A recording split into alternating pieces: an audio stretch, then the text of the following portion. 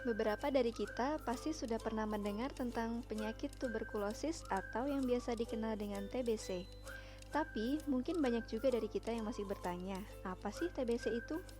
Yuk kita kenali lebih jauh tentang tuberkulosis. Tuberkulosis merupakan penyakit yang disebabkan oleh bakteri yang bernama Mycobacterium tuberculosis. Bakteri ini menyebar melalui percikan dahak yang ada di udara.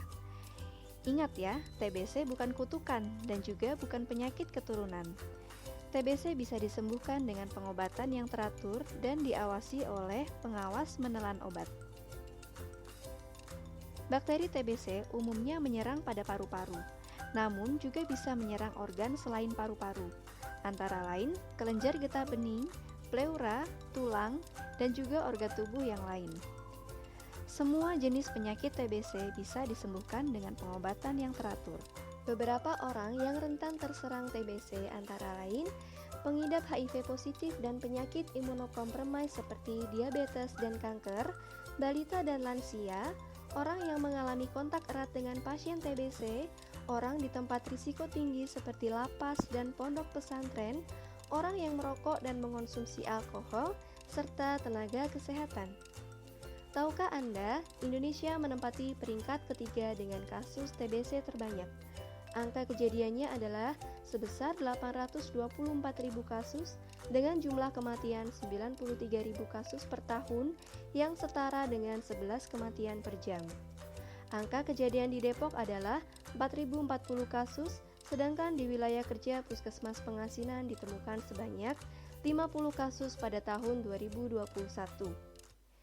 Datanglah ke layanan kesehatan apabila Anda mengalami keluhan batuk berdahak lebih dari sama dengan 2 minggu, yang disertai dengan nyeri dada, sesak nafas, batuk disertai darah, demam, tidak nafsu makan, penurunan berat badan, keringat malam, dan mudah lelah. Pengobatan TBC terdiri dari 2 tahap, yaitu fase awal dan fase lanjutan. Fase awal bertujuan untuk menurunkan risiko penularan, sedangkan fase lanjutan bertujuan untuk mencegah kekambuhan. Dalam pengobatannya, pasien TBC disarankan diawasi oleh pengawas menelan obat agar pengobatan dapat dilakukan secara teratur dan sesuai dengan aturan. Apa yang terjadi jika berhenti minum obat TBC sebelum waktunya?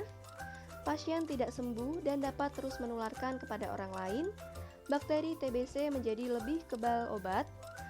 Bakteri TBC yang kebal obat dapat ditularkan kepada orang lain sehingga pengobatannya lebih lama dan lebih mahal karena jenis obatnya berbeda.